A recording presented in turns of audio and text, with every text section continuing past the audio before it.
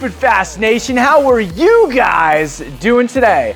Bringing you back for another mad scientist build. As you can see beneath me, we have a 1980s atc200X. I've got a bunch of atc250r parts that I'm gonna have to use to make this a complete trike.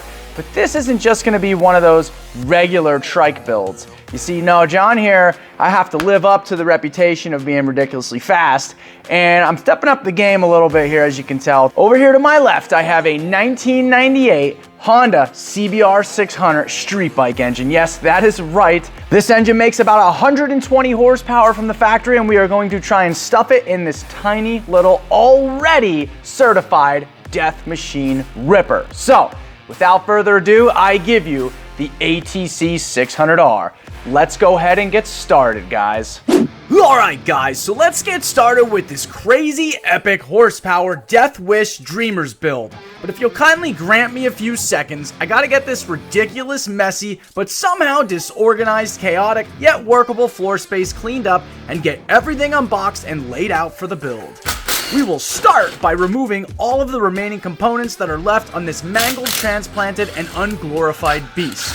If you paid special attention and you know your Hondas well enough, then you'd recognize this engine is not the original Honda 200SX motor, but it is actually a Honda 200S or maybe even a 180S, but it is definitely not the 200SX. And with tears of joy, I get to cut off yet another welded master link, because most people that can't afford a $6 master link definitely have a $1,000 welder handy instead.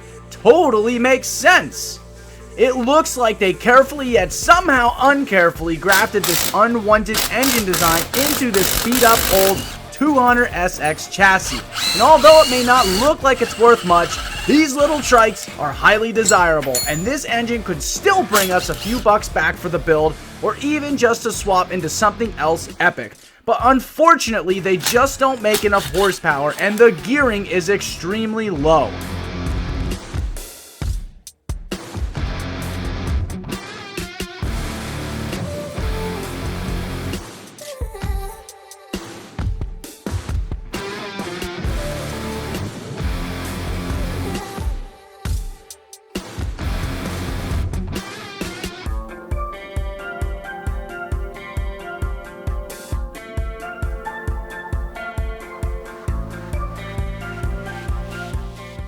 Alright, and now that we got this underpowered yet somehow distinctively reliable power source removed, we can gladly get going on getting the handlebar functions torn off.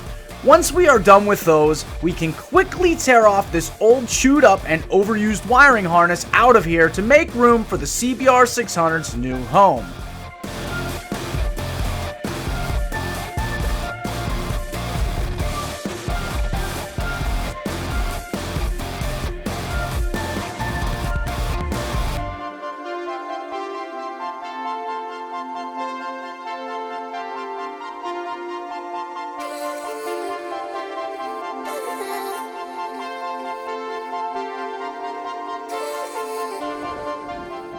Now that that's out of the way, we can kindly slice these grips off that look like they've been there since the 1980s.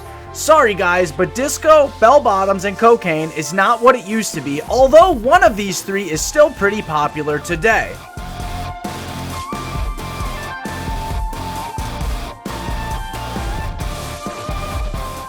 With the frame pretty much stripped down to bare bones again, before we cut this thing into pieces, we have to get rid of these amazingly safe and definitely properly attached heel guards.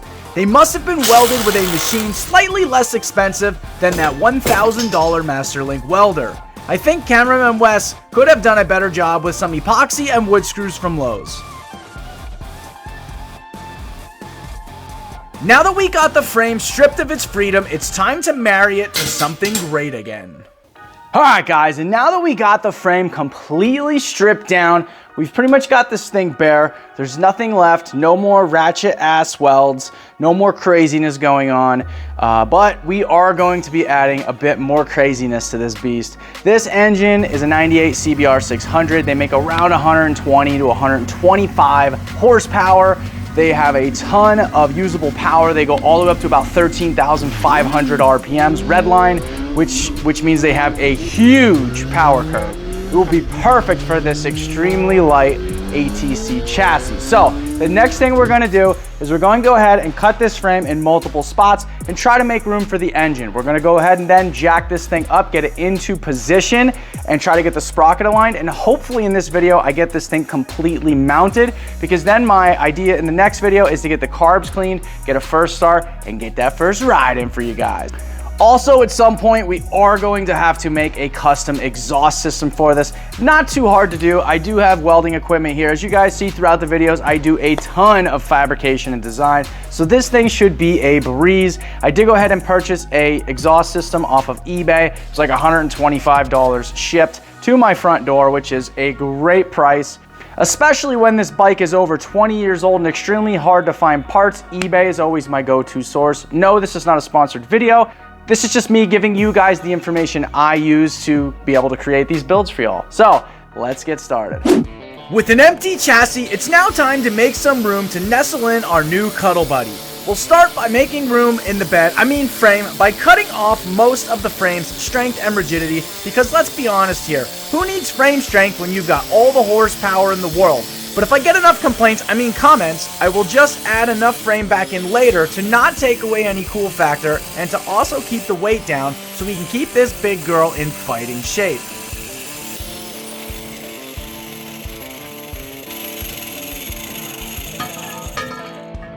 Oh yeah, baby. Since street bike engine swaps are so common these days, let's take a moment and thank God for people that create these wonderful sprockets designed to fit a smaller ATV style chain to this engine.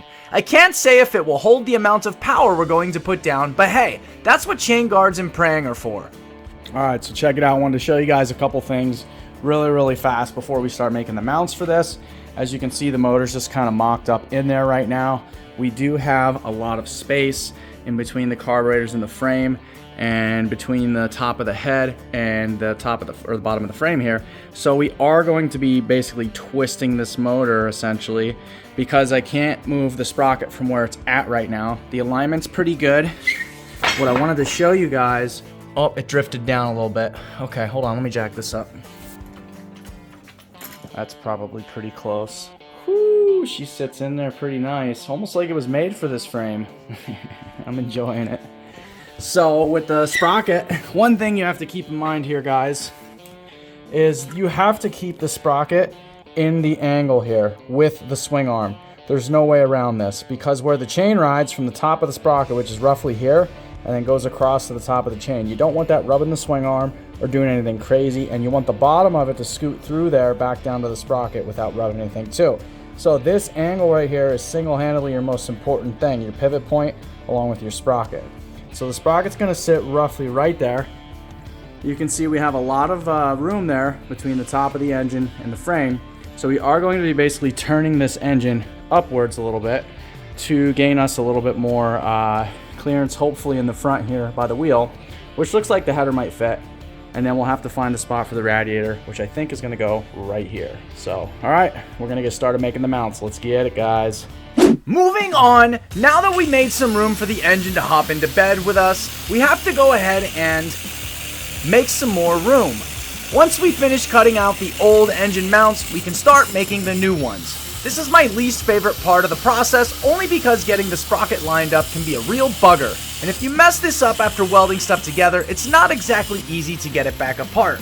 To make the actual mounts, I normally take some poster board and start with a rough cut and trace down to what I think the shape will be until I hit my end design. I will then take that pattern over to the plasma cutter and get a nice little piece shaped out from some 1/4 inch thick steel. That's our rough cut. I'll then detail this piece by shaping the holes, smoothing any edges, and also any bending that may have been in my original design, which I get to use my second favorite tool, the hammer. Once we have a final piece, I will then weld it in permanently with the engine in the exact spot it needs to be in for proper alignment.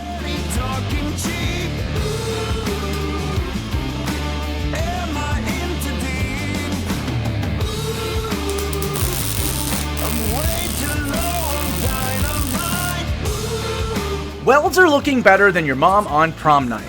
I also decided to cap off the underneath of the handlebar area for our next move. You will notice from here things will get a bit trickier. We will have to be taking quite a few measurements to get exacting lengths for each piece with a bend incorporated into it. I am using some 3/4 inch ID tubing with an 1/8 inch wall, which will be plenty strong for this chassis. I got it in 10-foot sections, so we have to do some cutting and then also some bending.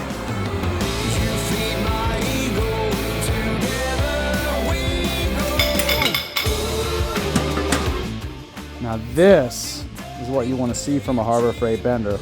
Just a little bit of heat kept it nice and round, and that's a very thick wall tubing too. That is not a thin wall tubing, so that is my advice to you guys. Now you can see that is a pretty much perfect 90-degree bend, and you can see there's no kinks, no nothing. I didn't need sand, just needed a little bit of heat. Doesn't cost that much, guys. Then we will have to make some flanges to bolt the front of the engine to. We will use some tubing and some very thick washers to create a spacer-like mount. Then we will weld the washers to the tubing and bolt it into place to finish shaping our pipe. Once she's all fitted correctly and trimmed into perfect positioning, you already know we're breaking out the $1,000 Masterlink welder to stitch it all together.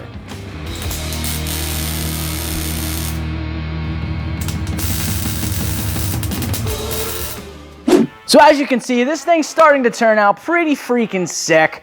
I'm really digging it. I can't wait to see this thing when it actually comes to life.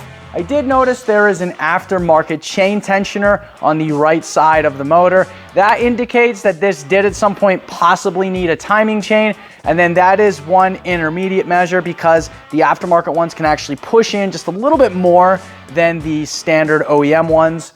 But with that being said, we got this motor pretty much mounted up in its natural position. The sprocket is completely lined up. We've got the front mounts done. We're all welded in. This thing is fully secure to the chassis. We got the back upper mounts done. Next, we need to work on the foot pegs, the shifter location, as well as a bottom cross brace, and then we'll do a side cross brace, and that way we can mount this to the side of the engine as well, and every mount on the engine will then be in place and ready to go for some serious horsepower. All right, so next up, let's get the feet moving, or should I say, staying still on the foot pegs. We'll use pretty much the same process as before to make these mounts. We'll cut up some poster board, cut her out on the old plasma cutter, and then work on getting the peg alignment exactly where we want it. Bolt it to the frame so we can then tack it in place before we remove it for a finish welding.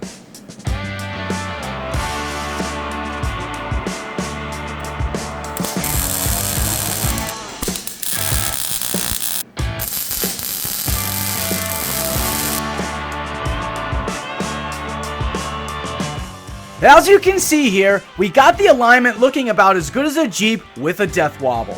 Oh wait, that might not be as good as I wanted, but it'll do. Also got the height of the pegs pretty damn close as well. I'm happy.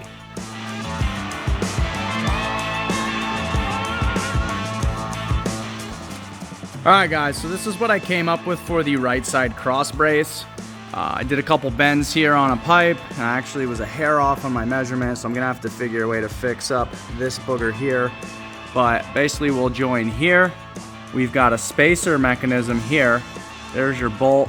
I'll weld those washers to that pipe, and then that will be a spacer. That way we can remove this, pull this out, and that way we can get some clearance here by the inside of the engine, because if you can't remove this, if you just put a whole shaft here, the engine wouldn't be able to get by it. You wouldn't be able to get this engine out later if you wanted to.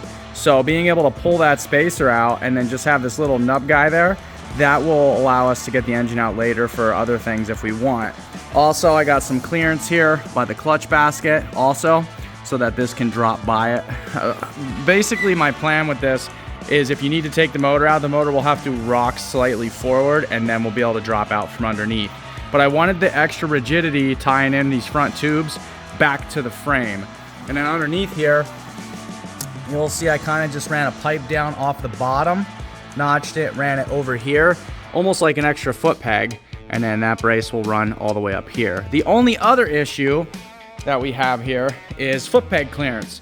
So I think on this side, because the engine does slightly stick out to the right, we had no choice with the sprocket alignment. So we probably will space this out a little bit, add some washers or spacers on the right side to give your foot just a little bit more wiggle room here between the pipe and the peg. And then the brake lever will come out past the pipe somewhere in this general region here. So that's what she'll look like.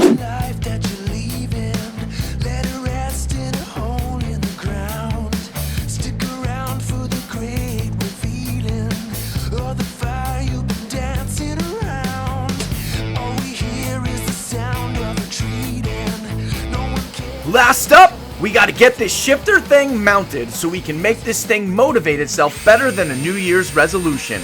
We'll start by drilling and tapping a hole for it.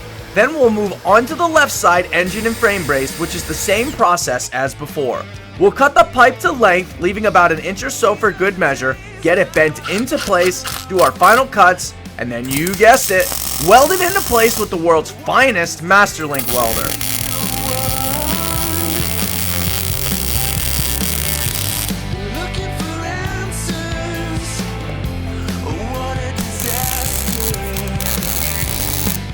Looking good so far, guys.